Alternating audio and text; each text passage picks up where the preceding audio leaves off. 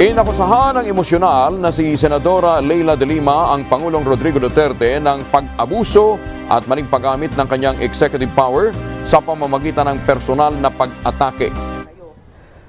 This is no less than abuse and misuse of executive power.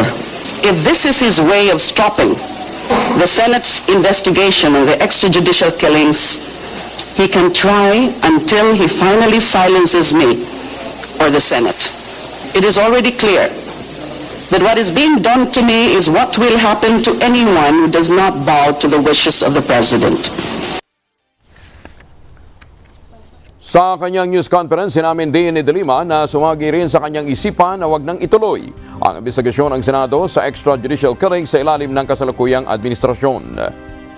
Nais ko na rin po na itigil na ang investigasyon sa mga summary executions kung yon ang gusto niyo para lamang matigil ang mga personal na atake sa akin. Sumagi na rin po sa isipan ko na itigil ang investigasyon kapalit ng katahimikan sa aking buhay. Subalit, sinabi ni De Lima na kung gagawin niya ito para na rin niyang tinalikuran ang dignidad o ang kanyang dignidad at mga prinsipyo. Been really burning. Isang huwad na anyo ko na lamang ang tatayo dito. Para ko na rin pong binaon ang aking sariling pagkatao.